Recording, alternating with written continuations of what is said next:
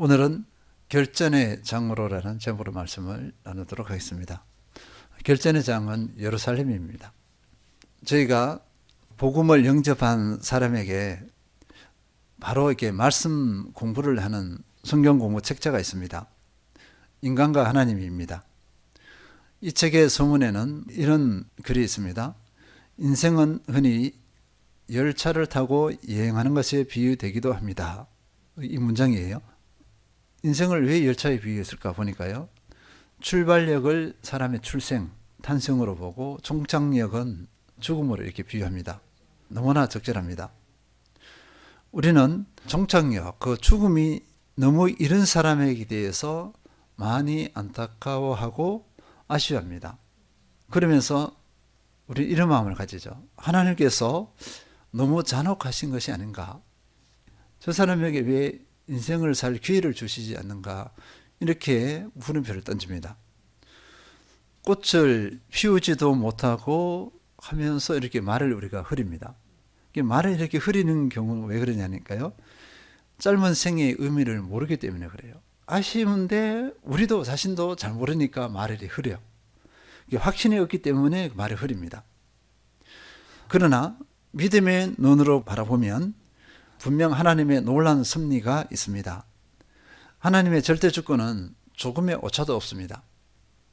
실수하지 않으시는 하나님이십니다. 각 인생 생명에게는 존재 이유와 목적이 있다는 것입니다.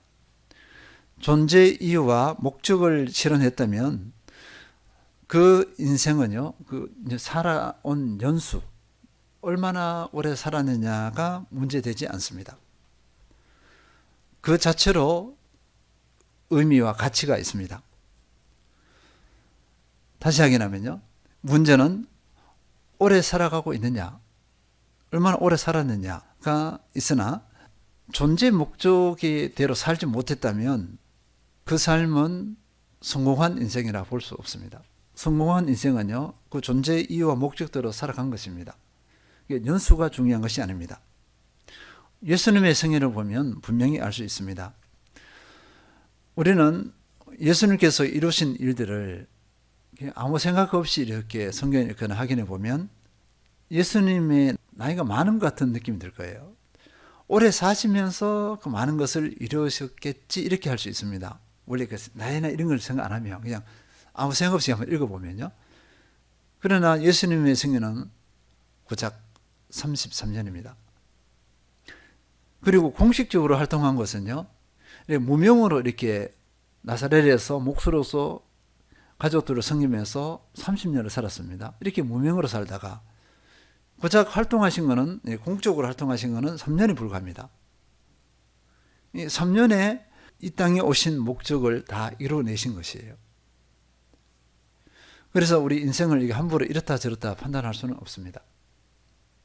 예수님도 이 목숨을 다하실 때, 숨을 거두실 때 이렇게 말씀하셨습니다. 요한복음 19장 30절, 예수께서 신 포도주를 받으신 후에 이르실 때 다 이루었다 하시고 머리를 숙이니 영원히 떠나가시니라. 예수님께서도요, 돌아가실 때 다 이루었다 했습니다. 그러면 다 이루었다는 것은 무엇을 이뤘다는 것이죠? 이 땅에 오신 목적, 이 땅의 생명을, 인간의 몸을 덧입고 오신 목적을 다 이뤘다는 것입니다. 우리도 인생을 마무리할 때 다 이루었다 이렇게 하고서 주님께로 가면 얼마나 좋을까요? 이거보다 복된 삶이 있겠습니까? 우리 성도님들은 다 그렇게 해야 될 줄 믿습니다. 다 이루고 주님께 갑니다. 아, 행복해요. 그런데 이러지 못하고 가면 마음이 너무 죄송하잖아요. 예수님께 죄송하고 남아있는 분들에게도 죄송하고. 오늘 보면은요, 예수님께서 이 땅에 오신 목적을 완성하는 데 있어서 중요한 사건입니다. 이 땅에 오신 목적을 실현하는 그 장소, 그 곳이 바로 예루살렘이기 때문입니다. 예수님께서 오늘 본문대로 예루살렘을 입성하시고 그 이후에 어떤 일이 일어날지는 아무도 몰라요. 전혀 상상조차도 할 수 없습니다. 오직 하나님과 성령님과 예수님만이 아세요. 그리고 하나님께서 예수님을 통해서 예수님께서 이 땅에 오신 목적을 이루는 때, 그 때는 어떤 때냐면 하나님의 때입니다. 하나님께서 계획하신 때입니다. 사람이 원하는 때가 아니에요. 그래서 하나님의 절대 주권 안에 모든 이 땅의 모든 피조물이 존재한다고 볼 수 있겠습니다. 이 때를 예수님께서는 거부하실 수도 있어요. 왜 거부가 나오냐면요, 우리는 이미 알고 있기 때문입니다. 입성하시고서 바로 고난의 여정이에요. 고난 주간이 되기 때문입니다. 근데 그때 현재는 아무도 몰라요. 사람들은 어떤 상황이었죠? 기대감으로 벅찼어요. 가장 가까이 있는 제자들, 예수님께서 고난 받으실 거라고는 상상도 못하고 이번에는 뭔가 한 건 하실 것 같다. 나사로를 살렸잖아요. 그죠? 그 이적을 다 봤으니까 이번에 6월절 명절에 많은 사람들 앞에서 한 건 뭐 탁 터뜨려서 예수님 자신을 딱 부각시킬 것 같아. 가족들도요, 예수님 보고 막 핀잔줘요. 아니, 이럴 거면 예루살렘 가서 사람들 앞에서 확 드러내라고 막 이렇게 합니다. 부추깁니다. 모두가 이런 시야 가운데 있었습니다. 근데 예수님의 실제 그 한 주간에 일어난 일들은 사람들이 기대했던 그런 일들이었습니까? 전혀 반대되는 상황이 펼쳐졌습니다. 예수님께서는 순종하셨어요. 순종하시고 입성하셨습니다. 그리고 그 입성하실 때 흔히 보면 6월절 명절을 위해서 보통은 일주일 전 미리 옵니다. 미리 와서 준비하고 6월절을 맞이하거든요. 그러면 사람들이 왜 이렇게 수다를 떨면서 토닥토닥 이야기를 하면서 뭐 웃으면서 이렇게 들어오는, 그게 아니에요. 들어오는데 막 무리들이 막 환영을 합니다. 사람들이 막 몰려들어서 막 환영을 소리 지르면서 막 나뭇가지를 꺾어서 흔들면서 이렇게 예수님을 환영해요. 요한복음 12장 12절 13절 읽겠습니다. 그 이튿날에는 명절에 온 큰 무리가 예수께서 예루살렘으로 오신다는 것을 듣고 종려나무 가지를 가지고 맞으러 나가 외치되 호산나 찬송하리로다, 주의 이름으로 오시는 이 곧 이스라엘의 왕이시여 하더라. 지금 이 상황을 보면요, 무리들이 종려나무 가지를 꺾으면서 호산나 찬송하리로다 막 소리를 지르죠. 이스라엘의 왕이시여 이렇게 막 외쳤습니다. 예수님을 향해서 한 거예요. 분명 예수님을 향한 뭔가 의미가 있고 기대감이 있다는 것입니다. 그리고 예수님께서는요, 요한복음 14장 14절, 예수는 한 어린 나귀를 보고 타시니, 예수님은 또 그 반대로 개선장군처럼 백마라든지 막 좋은 말을 타고, 그게 아니라 그냥 나귀를 타는데 그것도 나귀 새끼예요. 너무나 초라하기 그지없는 나귀 새끼를 타고 막 갑니다. 이게 뭐가 안 맞아요. 그죠? 이 시간이 오랜 시간이 아니었어요. 짧은 시간이었습니다. 짧은 시간이었지만 예수님의 이 예루살렘 입성에는 많은 뜻이 담겨져 있습니다. 오늘은 우리가 확인할 것은요, 예수님께서 이렇게 이런 상황 가운데 예루살렘을 입성하는 그 의미가 무엇인가를 확인해 보도록 하겠습니다. 첫째, 예수님은요, 어떤 왕인가, 이스라엘의 왕이시여 이렇게 했잖아요. 그러면 예수님이 어떤 왕이신가를 보여주는데요, 그 첫 번째를 보니까요, 진정한 왕, 참 메시아이심을 보여줍니다. 12장 13절 다시 읽겠습니다. 종려나무 가지를 가지고 맞으러 나가 외치되 호산나 찬송하리로다, 주의 이름으로 오시는 이 곧 이스라엘의 왕이시여 하더라. 그 무리가 종려나무 가지를 꺾어서 예수님을 맞으러 나갔습니다. 유대인에게 있어서 이 종려나무는요, 승리와 번영의 상징입니다. 예수님께서 승리를 주시고 번영을 주실 것으로 생각하고 나간 거예요. 그리고 이걸 흔든다는 것은 왕이나 개선장군에 대한 예의 표시입니다. 그것이 한 장군이 전쟁에 나가 승리하고 돌아올 때 그때 막 그 담 열어서 해주는 것이에요. 예수님께 이렇게 한 것입니다. 호산나는요, 지금 오셔서 구원해 주시옵소서. 지금 속히 오셔서 우리를 구원해 주세요. 호산나, 호산나. 이게 이거예요. 지금 구원해 주세요. 지금 우리를 구원해 주세요. 속히 구원해 주세요. 이렇게 외친 것입니다. 누구에게요? 예수님께 이렇게 한 것입니다. 주의 이름으로 오시는 이 이렇게 했잖아요. 주의 이름으로 오시는 이 이거는 뭐냐면 하나님께서 보내신 자, 하나님께서 보내시는 메시아 이 의미입니다. 이것을 외치면서 맞이했습니다. 그 메시아는 곧 이 사람들이 이스라엘 사람들이 주장하는 것이 뭐냐면요. 곧 이스라엘 왕이시여 이렇게 했어요. 근데 좀 생각이 제한되어 있습니다. 이들은 뭐냐면 지금 어떤 상황에서 구원해달라고 하는 걸까요? 압제입니다. 로마의 압제를 당하고 있잖아요. 또 부조리에 또 불법의 압제를 당하고 있어. 거기서 우리를 구원해 주소서 하면서 막 흔드는 거예요. 그래서 예수님을 구원자, 그는 메시아라 그랬잖아요. 구세주, 구원자로 외친 것입니다. 이 구원자 메시아로 외친 것은 정치적인 메시아예요. 그죠? 우리 삶의 어려움을 회복해서 잘 살게 해주세요 하는 그런 것과 같습니다. 로마의 압제에서 자유하고 이 나라가 독립되어져서 다윗 왕처럼 번영하게 해주세요. 이런 외침이었습니다. 근데 예수님은 이런 정치적인 메시아였습니까? 전혀 그러하지 않습니다. 요한복음 3장 16절 하나님이 세상을 이처럼 사랑하사 독생자를 주셨으니 이는 그를 믿는 자마다 멸망하지 않고 영생을 얻게 하려 하십니다. 하나님께서 예수님을 이 땅에 보내신 거거든요. 그 이유 목적이 뭐냐니까 예수님을 믿는 사람, 독생자를 믿는 사람에게 멸망치 않고 영생을 준다. 영원한 생명을 주기 위해 이 땅에 오신 거예요. 그리고 이 대상은 누굴까요? 누구든지 믿는 사람은 남녀노소 모든 인종 불문하고 이 땅의 모든 인류입니다. 모든 인류가 예수님을 믿기만 하면 영원한 생명을 주세요. 이것을 위해서 이 땅에 오셨어요. 단지 이스라엘 이 나라를 위해서 자기들만을 위해서 아주 이기적인 욕망이라고 볼 수 있어요. 자기들의 그 욕망을 채우기 위해서 예수님께서 이 땅에 오신 것이 아닙니다. 이들은 오해했어요. 디모데전서 2장 4절 하나님은 모든 사람이 구원을 받으며 진리를 아는 데 이르기를 원하시느니라. 이것 때문에 오신 것입니다. 우리가 자주 오해하는 것이 있어요. 예수님께 기도합니다 하면서 나만 이렇게 하는 경우가 많아요. 내 필요의 중심을 두는 경우가 많습니다. 그래서 구원은 다른 말로 말해서 이기적인 욕심 이렇게 볼 수 있어요. 이기적인 욕심으로 우리가 기도를 한다. 하나님을 바라본다. 예수님을 제대로 바라보는 것이 아닙니다.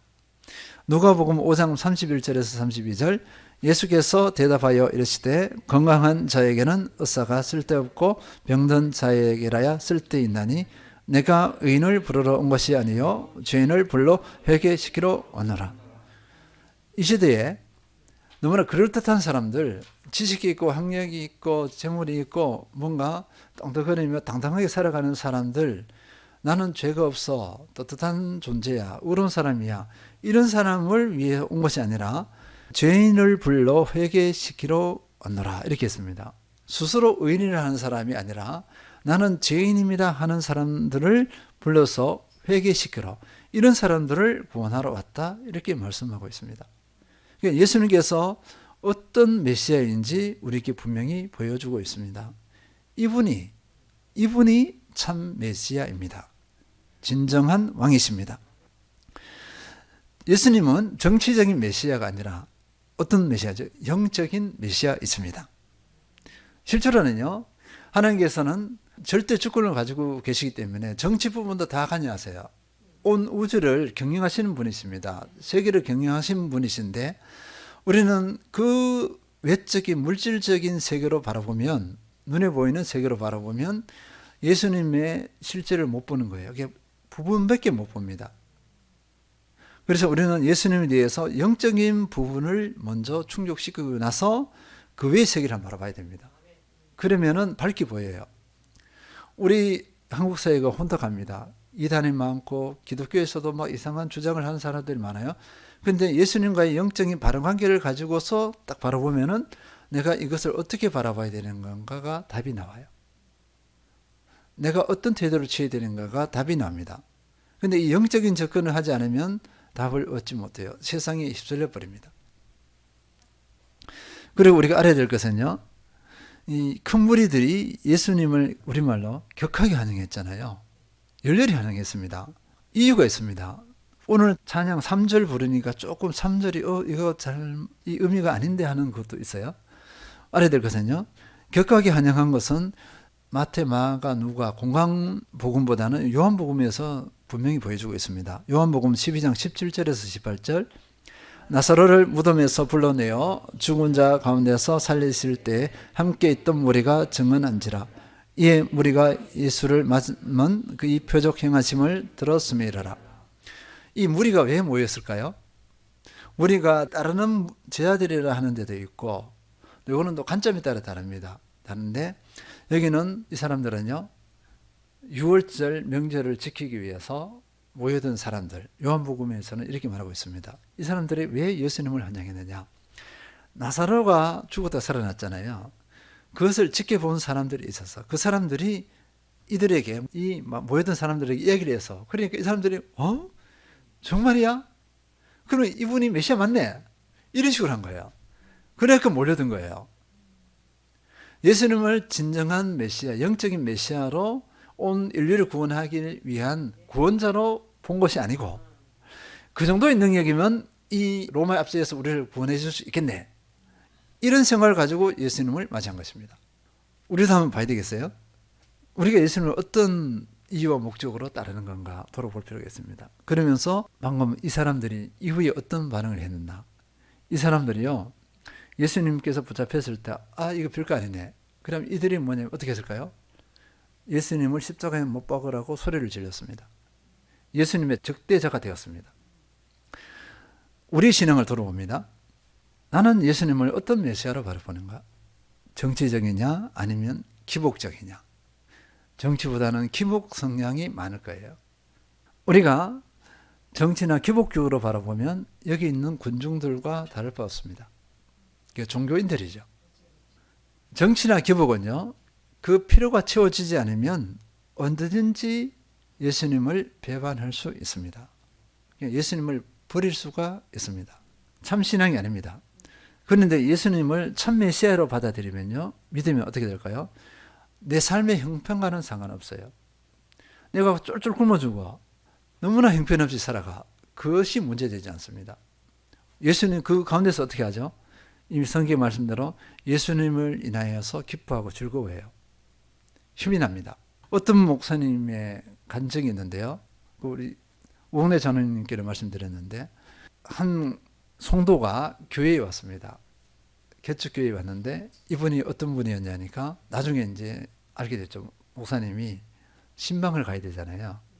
저희도 한번 신방 가고 하는데, 가보니까 집이 너무 좋은 집이에요. 잔디가 쫙 걸려있고 단독집인데, 나오는데 그분이 파출부예요. 파출부, 흔히 말하면 파출부인데, 그래서 이 목사님이 주인이 없는 집에 그냥 들어가지를 못하고 그 처마거든요. 그 앉았어. 거기서 대화 나누고 기도도 하고 이렇게 한 거예요. 근데 이분이 부모님 이혼하고 보냄받아서 파출부로서 전전해요. 지금 요 때가 30대인데 남편에게 또 보냄받았어. 남편에게 보냄받은 그 남편이 장애가 있는 분이에요. 그런데도 보냄받았어. 장애 있는 남편에게도 보냄받은 아무 쓸모없는 나, 이렇게 하면서 흔히 양주물을 마신 거죠. 그래서 어떻게 식도가 탔잖아요. 그래서 병원에서 이거 잘라서 붙이기는 붙였는데 그 밥을 제대로 못 먹습니다. 죽을 먹고 하는데, 이분이 그렇게 된 분이 극동방송을 듣다가 은혜를 받았어요. 그러니까 예수님을 영접했네요. 그리고 이 교회를 나와서 한번 이렇게 와서 맨 뒤에 자리에 앞에 앉았는데, 이분이 은혜를 받으니까요, 그 강남에 있는 교회인데 이분이 교회 안내도 하고 뭐 다 합니다. 그런데요, 그 교회가 이제 부흥을 하니까 강남에 내노라하는 그 여인들 있잖아요. 학력 좋은 배경 가진 어마무시한 그런 배경을 가진 사람들이 교회로 몰려듭니다. 근데 그 가운데서도 전혀 굴하지 않고 쫄리지 않고 당당하게. 그 전에 처음에 있던 분들은요, 쫄려고 다 교회를 떠난대요. 떠나지 마세요. 그래도 우리는 여기까지예요. 이렇게 너무 사회적 배경이 차이가 나니까 너무 쫄아갖고 사람들이 나간 거예요. 그러니까. 근데 이분은 전혀 굴하지 않고 그대로 하는 거예요. 왜냐? 예수님을 만났으니까요. 예수님을 참 메시아로 받아들였으니까. 그러니까 사람들, 사회적 배경을 가진 사람들에게 꿀릴 이유가 없잖아요. 주님 안에서 나니까. 네. 그런 제가 간증을 들었습니다. 이런 거예요. 예수님을 제대로 믿으면 사회적 배경에 절대 꿀리지 않습니다. 그것이 문제가 되지 않아요.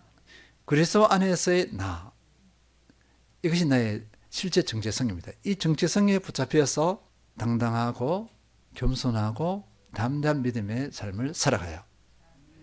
우리는 이런 존재가 되어야 될 줄 믿습니다. 그 다음에 두 번째는요, 예루살렘을 입성하시는 예수님이 어떠한 메시아이냐, 어떤 왕이시냐 보니까 고난의 메시아였습니다. 고난의 왕이에요. 자기를 속전으로 내어주십니다. 어린 양처럼 내어주셨어요. 요한복음 1장 29절 보면요, 이튿날 요한이 예수께서 자기에게 나오심을 보고 이르되 보라, 세상 죄를 지고 가는 하나님의 어린 양이로다. 세례 요한의 고백입니다. 세상 죄를 지고 가는 하나님의 어린 양, 이것이 예수님이에요. 마가복음 10장 45절 함께 읽겠습니다. 인자가 온 것은 섬김을 받으려 함이 아니라 드디어 자기 목숨을 많은 사람의 대속물로 주려 함이니라. 인자가 온 것은 섬김을 받으려 함이 아니다 했습니다. 사람들은 섬김을 받으려 하죠. 대우를 받으려고 해요. 거기서 자기 존재감을 느낍니다. 근데 예수님은 반대예요. 섬김의 분입니다. 자기 어느 정도냐니까 자기 목숨을 우리를 위한 대속제물로 내어주는 것. 이것이 예수님의 삶이에요. 이 자기 목숨을 내어주는 것이 언제 실현되느냐? 바로 예루살렘 입성 이후에 일어나는 것입니다. 그래서 예루살렘 입성이 너무나 중요한 거예요. 순종으로 이 고난의 길을 걸어가신 거죠. 베드로전서 2장 24절, 친히 나무에 달려 그 몸으로 우리 죄를 담당하셨으니 이는 우리로 죄에 대하여 죽고 의에 대하여 살게 하려 하심이라. 그가 채찍에 맞음으로 너희는 나음을 얻었나니. 친히 나무에 달렸다. 누구 대신해서 죽게 해주고 죽게 하고 그게 아니에요. 본인이 직접 어린 양처럼, 어린 양이 반항하지 않잖아요. 순전한 어린 양처럼 반항하지 않고 묵묵히, 흔히 말하면 당하는 거죠. 왜 그렇게 당할까요? 제값으로, 우리를 살리기 위해서 제값으로 내줘야 되잖아요. 제값으로 내주는데 그 속전인데 나 못해 하고 막 버둥기 보세요. 그 상황이 어떻게 연출될까요? 이상 해석이 안 될 거예요. 그런데 예수님은요, 하나님의 아들이시지만 묵묵히 그 고난의 길을 걸으셨어요. 왜일까요? 왜? 나를 살리기 위해서. 나에게 생명을 주시기 위해서, 나를 사탄 마귀의 속박에서 건져내기 위해서 교환한 겁니다. 교환. 이렇게 교환한 거죠. 예수님은 자기를 내주시고 우리를 하나님께로 오게 하셨어요. 예수님은 이런 고난의 왕이십니다. 고난의 메시아이십니다. 그런데요, 우리 시대에 있는 이단 사이비들을 보십시오. 이 사람들이 예수님의 이름을 자처하면서 내가 하나님이다, 예수 그리스도다, 보혜사다, 또는 주님이다, 이런 얼토당토 않는 그런 자기 거짓 확신, 사탄 마귀에게서 왔기 때문에 그런 확신의 말을 해요. 확신한데 하는 거 보면 주눅이 질 정도입니다. 보통은 마음에 끓이기면 조금 움찔해야 되는데요, 전혀 움찔하지 않아요. 그렇게 당당하지 않을 수 없고 담대하지 않을 수 없어요. 그러니까 사람들이 휙 넘어가는 것 같기도 하고, 사실이 아니면 저럴 수 있느냐 이거죠. 그런데 그것은 어디서 왔죠? 사탄 마귀에게 온 거예요. 거짓 확신입니다. 거짓 것에 대한 확신과 믿음. 그래서 예수님의 자리를 차지하고 있는 겁니다. 저 그리스도예요. 이들은 어떻게 할까요? 이들은 고난의 길, 예수님의 그 고난의 길, 십자가의 길을 걸어갈까요? 전혀 그 길을 걷지 않습니다. 사탄 마귀가 어떻게 했죠? 교만하고 바짝 성김을 받는 존재잖아요. 그걸 원해서 이렇게 한 거 아니에요? 그러니까 그들이 행하는 행태들 보시기 바랍니다. 추잡해요. 행하는 것이 다 범죄. 반사회적이고 범죄적입니다. 왜 그럴까요? 사탄 마귀에게서 온 것이기 때문에 그래요. 거룩이 없습니다. 주님의 길을 걷지 않기 때문에 사탄 마귀의 길을 걷고 사탄 마귀에게 올모가 되어서 미혹되어져서 그렇게 한 것이기 때문에 그들에게서 나오는 것은 모두 다 어두움, 죄예요. 죄. 예수님은 거룩입니다. 거룩. 자기를 내주고 우리를 살리셨어요. 이들은 착취를 합니다. 자기 목숨을 내주고 섬기는 것이 아니라 착취. 거기가 착취, 여성 또는 돈입니다. 돈. 그 다음에 권력. 이것을 막 누려요. 이 쾌락에 빠져 있습니다. 선한 것이 나올 수 없어요. 그런데도 사람들이 미혹되어서 그들을 따릅니다. 우리 시대의 현실이에요. 예수님의 예루살렘 입성을 보면서 우리는 밝히 깨달아야 될 줄 믿습니다. 그들이 얼마나 거짓인지 밝히 깨달아야 되고 그들의 헛됨을 우리가 선포를 해야 돼요. 그리고 거기 빠져있는 사람을 구출해 내야 될 줄 믿습니다. 예수님은 고난의 왕이십니다. 고난의 메시아가 있습니다. 세 번째는요, 예수님은 겸손의 왕이십니다.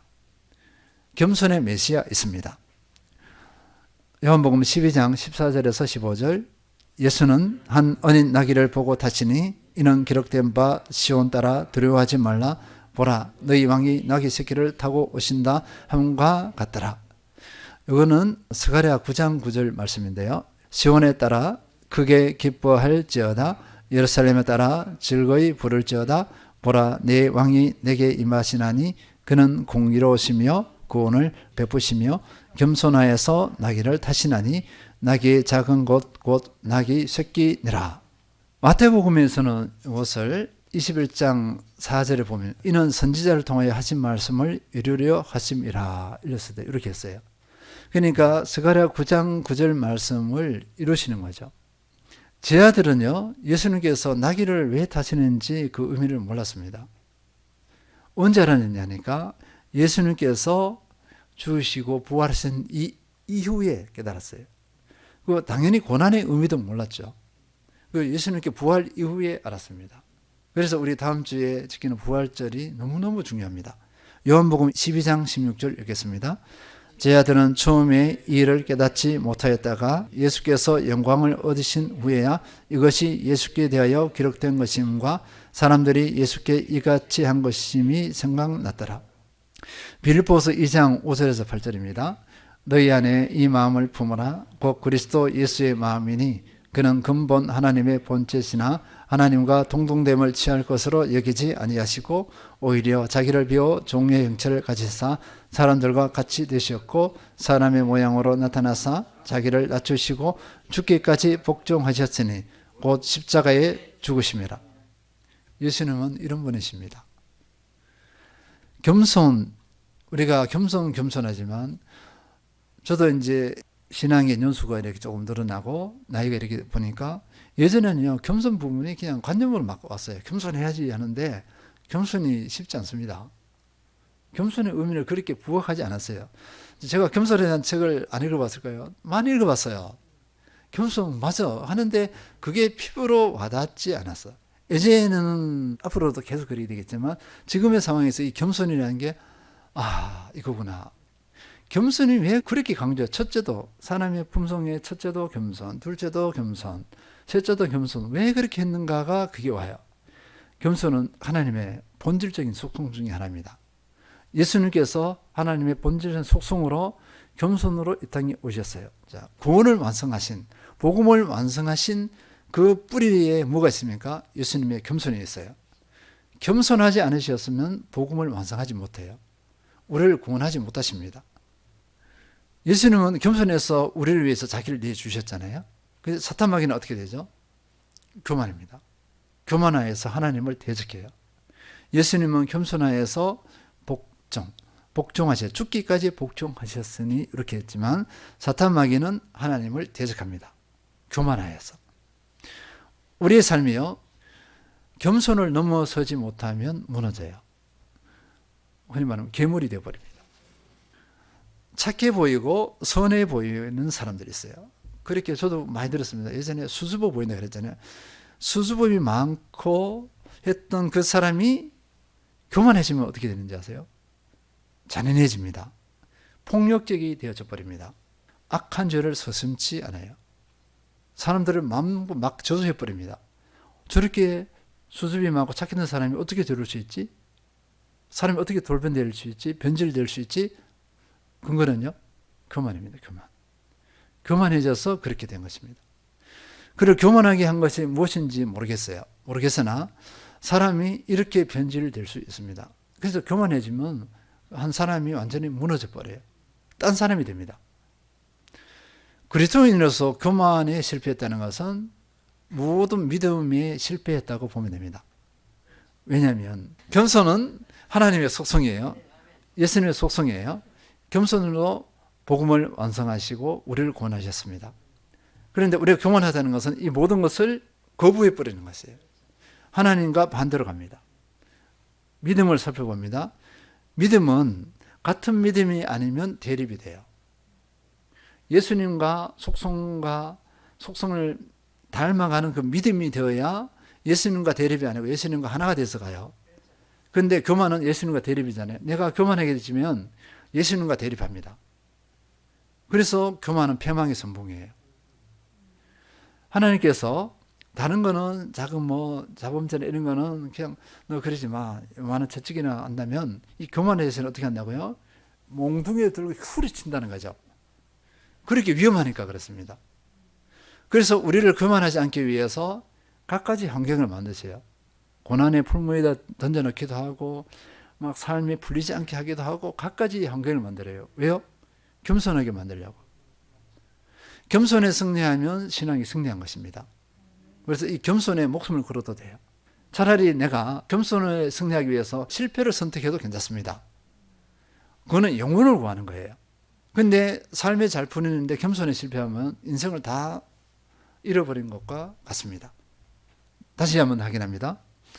믿음은 대립하기 마련이에요. 내가 내 안에서 항상 무슨 싸움이 일어날까요? 겸손과 교만의 싸움이 일어납니다. 참자의 겸손, 거짓자의 교만이 대립을 하게 돼 있죠. 그 내적 갈등이 일어납니다. 겸손이 승리하면은 평안해집니다. 사람과의 관계가 어떻게 될까요? 겸손이 나타나니까 손을 이루고 덕을 채웁니다. 어둠이 침입을 하지 못해요. 그 다음에 어떻게 될까요? 이제 사람과 사람의 관계입니다. 내가 겸손에 승리하면 사람과 사람의 부딪힘이 있을까요? 없을까요? 없어요. 왜 부딪혀요? 부딪히는 것은 교만 때문에 부딪힙니다. 내가 겸손하면 부딪힐 일이 없어요. 그래서 우리는 이 믿음에, 이 겸손한 믿음에 승리해야 될 줄 믿습니다. 예수님을 닮는 거예요. 예수님과 뜻을 같이 하는 겁니다. 그 속성을 같이 하는 것이에요. 그래서 예수님께서는 우리에게 뭘 보여주셨죠? 겸손의 왕으로서 겸손의 실체, 삶으로 다 보여주셨어요. 우리는 예수님의 겸손을 바라보면서 쫓아가면 스스로 자연스럽게 겸손해질 수 있습니다. 정리하겠습니다. 사람은 얼마나 살았느냐는 연수가 아닙니다. 하나님께서 주시는 삶의 목적대로 살았는가가 중요합니다. 예수님께서는 33년의 짧은 생애이셨지만 이 땅에 오신 목적을 다 이루시는 생애였습니다. 특히 그 목적을 이루는 중요한 결전의 장인 예루살렘에 입성하는 모습에서 중요한 교훈이 있습니다. 많은 교훈을 주고 있습니다. 예수님께서 어떤 왕이시냐, 어떤 메시아이신가를 분명히 보여주고 있습니다. 첫째, 예수님은 진정한 왕이십니다. 참 메시아이십니다. 영적인 왕이십니다. 둘째, 고난의 메시아이십니다. 십자가에 죽기까지 순종하셔서 우리의 구원을 이루신 고난의 메시아이십니다. 셋째, 겸손과 순종의 메시아이십니다. 겸손하지 않으셨으면 그 십자가의 길을 걷지 않으셨습니다. 우리의 구원을 완성하지 못하셨을 것입니다. 스가랴 9장 9절, 시온에 따라 크게 기뻐할지어다, 예루살렘에 따라 즐거이 부를지어다. 보라, 내 왕이 내게 임하시나니 그는 공의로우시며 구원을 베푸시며 겸손하여서 나귀를 타시나니 나귀의 작은 것 곧 나귀의 새끼니라. 아멘. 예수님의 예루살렘 입성을 묵상하며 예수님을 제대로 알고 바른 믿음을 가지시길 기원합니다. 어린 양처럼 십자가의 길을 묵묵히 순종하신 예수님을 본받아 예수님의 십자가의 길을 기꺼이 쫓아가는 모든 성도님들 되시길 축원드립니다.